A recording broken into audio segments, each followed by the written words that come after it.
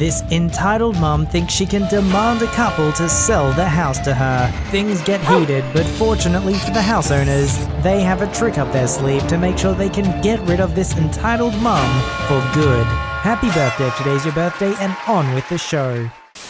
The funeral was this past weekend. There were 25 people there. None were my mother. She found out on Facebook that the funeral happened and lost her crap. Made embarrassing comments on Facebook she didn't think I would see. She told several people before the funeral that even if she was invited, she would never go. Typical. The funeral was absolutely perfect. C would have loved it. She was really loved and had such a great sense of humor. We all had some shots and snacks and super funny stories. My mother has said some really terrible things about my sister and I over the last 2 weeks. It all comes back to us. She has threatened to divorce my dad, make sure my sister and I never see our older sister again. She is Downs and lives with my mum. My mum has turned her against us and keeps telling her that we don't love her, etc. She cannot keep track of her lies, and even her best friend has seen her true colors now. My dad has really tried hard to make her happy and keep the peace. He is a mistreated spouse but refuses to accept it. She just continues to mistreat him. She still has not messaged or called my son to say sorry he lost his granny. She claims he has not spoken to her in months, so she has written him off. He is 17, so it's not like he hasn't noticed. She has told everyone that he refuses to speak to her, so she will not speak to him. Out of everything, this has made me the second maddest. When driving back from my sister, 6-hour car ride, he was the only one to speak to her. He even asked her about Trump and if she had ever been to Trump Towers, her favorite topic of all time right now. They chatted for a long time, and I had such a knot in my stomach because my son likes to wind people up, and I thought he was trying to irritate her, but he wasn't. He was genuinely trying to make conversation with her. And now the kicker, the thing that has made me the maddest, that ticks me off the most. C stated in her will that she wants her ashes spread where her son died, my son's father. He died on the highway on a motorbike. It's about 5 hours drive from us. We have a public holiday coming up near the end of the month, so we decided to make a weekend of it. 2 days in the town to do the ceremony. My son's dad was not super involved in his life. He paid maintenance but always lived too far to have a proper relationship with him. I have arranged for all his friends to meet my son. I'm hoping they can tell my son more about his dad, etc. Then we are going up more north to my dad's best friend for another 2 days. They live in bush. Think African game reserve. So it is a perfect way to end a very emotional weekend. This entire weekend is for my son. I have booked accommodation, planned everything, etc. My dad wanted to come with us, and of course I said yes. So yesterday I was at my mum's best friend. She is a beautician and was getting a pedicure, as it is coming onto summer here, and my mum phoned as I was leaving. She told her bestie that she is furious she is not going away for the weekend with us. Bestie asked if she had messaged my son yet to give her condolences. Granny of the freaking year says, "No, he still hasn't spoken to me, so I'm not speaking to him." For frick's sake. Bestie says, well, you can't expect an invitation if you're not speaking to anyone. My crazy mother says that she knows she is not welcome, but wants to come anyway to tick me and my son off. She wants to gatecrash my son's farewell to his granny because she knows it will upset him. Are you freaking kidding me? Who does that? As I'm sure you can tell, this still makes me mad.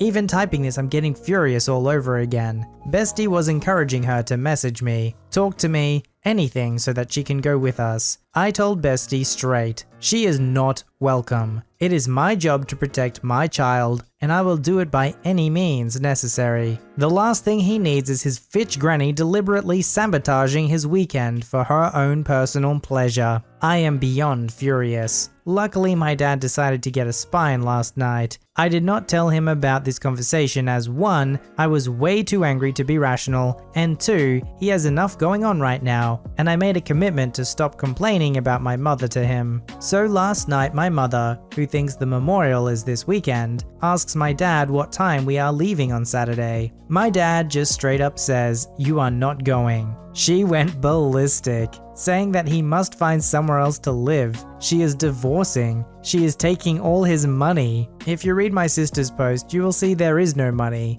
My mother's sister has financially ruined my dad's business. We must all die, etc, etc, etc. I know this because her bestie called me last night to find out if I'd told my dad what my mother said. My mum had phoned her and blamed her for telling my dad. The reality is my mother is mentally ill, but she is also super smart. Last year I got her into a facility to help her. I warned them that she will manipulate them. They didn't believe me, and she was out after 2 weeks. She was supposed to stay for 2 months. She did a terrible thing to me then, which is why I refuse to help her anymore. You know there's something wrong with these sadistic, entitled mothers when they literally don't want to be around you, but they'll endure through it because they somehow get pleasure out of annoying you or making your life worse for some reason. Do they really have no other hobbies, no other forms of joy in their life that they can find entertainment from? They really have to bring down other family members just to feel some form of pleasure? My mother is not a good person, and when thinking of ways to describe her, a few names come to mind. Annie Wilkes from Misery, and Margaret White from Carrie, just to name a few. Stephen King depicted my mother quite nicely in those 2 books. My younger sister was Mum's golden child. She lived up to all of Mother Dearest's high expectations, and liked doing everything that our mum did, like riding horses. I was never interested in doing any of it, probably because of her poor treatment towards me for most of my childhood. My mum and dad had separated when I was very young, but they were civil around each other for the benefit of me and my siblings. At this point, my dad and family members on my dad's side didn't know the things my mum did to me and my brother. I can remember this day so vividly. We were visiting my aunt and her husband, my dad's sister, who lived on a farm. They were all interested in riding horses, but knew that I wasn't, which was never an issue to them. My mother, on the other hand, wasn't so understanding. My sister, 5 at the time, was riding around on a Shetland pony with my uncle walking beside her, and I was sitting on the veranda watching her. My brother had walked off down the driveway a few hours before this, so was nowhere in sight. He's high-functioning autistic and was fine to be on his own. He was 11 and this was in a small and safe rural town. While sitting and watching, my mother walked up to me. My dad was with my aunt on the other side of the farm. "Why won't you come and ride with your sister?" "Because I don't want to."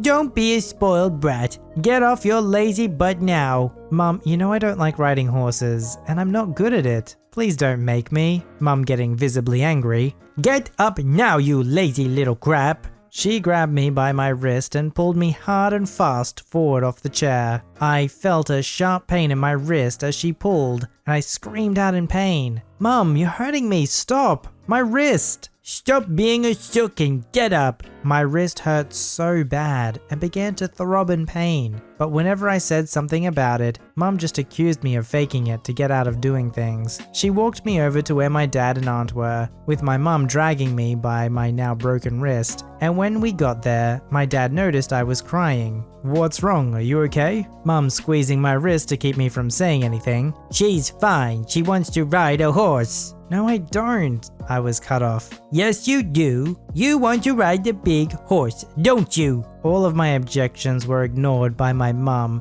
and she made my dad help me onto a horse, bareback. The big horse was a Clydesdale. Anyone who knows about horses will know that a Clydesdale is far too big for an average inexperienced horse rider, let alone an 8-year-old girl. And this horse was easily spooked. To having a new person on his back that didn't know what they were doing was enough to spook him. He jerked forward quickly and bucked me off. I landed in the grass with my hand taking most of the impact, which made the pain in my wrist even worse. The impact was hard enough to break my wrist, but it was already broken before I'd gotten onto the horse. My mum came rushing over to me to see if I was okay. I was crying in pain and grasping onto my wrist. Mum doing her best fake concerned mother act. "Oh, you poor thing, are you okay? Let me help you up." "My wrist, it hurts." "Oh no, you must have broken it when you fell." Dad took me to the hospital and my wrist was broken. When I told Dad that Mum broke my wrist, he didn't believe me. Not because he was a neglectful parent, but because he saw me fall onto my hand, so he put 2 and 2 together. Most of my cries for help as a child fell on deaf ears. I spent the next 8 weeks with my wrist in a cast, which made school hard,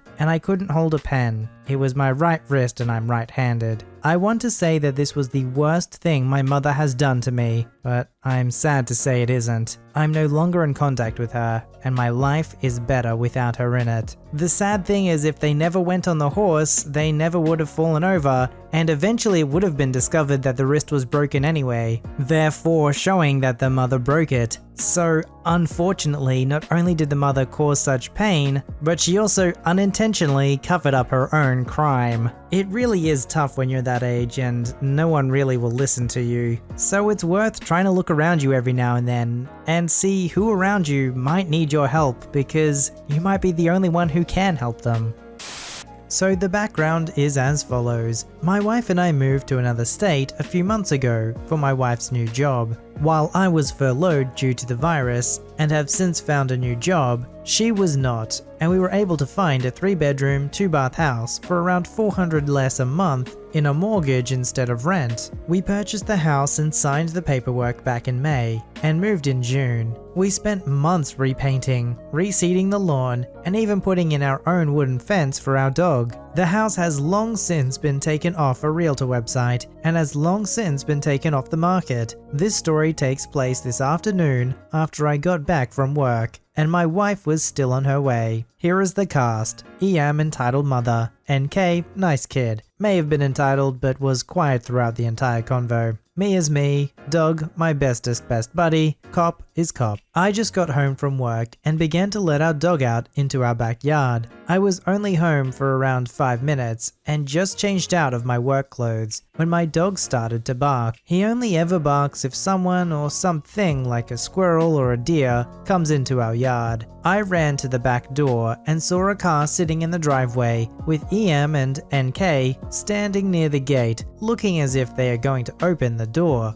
Who the heck are you? Oh, don't mind me, I was just looking to buy this house, and NK here saw the dog and wanted to pet it. Yeah, you can leave now. Dog, come. Dog runs to me and I let him inside. My son wants to pet him. And I didn't want to deal with a complete fitch after work, but it looks like we both can't get what we want now, can we? How dare you? All I wanted to do was look at this house. Well, seeing as how my wife and I bought this house months ago, I'm going to go ahead and say that's not gonna happen. But I saw this house on Zillow months ago and saved it. We're going to put in an offer and we will buy it. Yeah, I don't know how you remember this address, but it was sold months ago. To me. I liked it so much that I wrote down the address and came when I could. Now I'm going to look and you're going to sell it to me. I have a better idea. You leave before I make you leave. Was that a threat? It 100% was. I'm not selling my house to you. I'm not letting you pet my dog. You are going to sell me this house and give me your dog. You're going to sell it cheap now.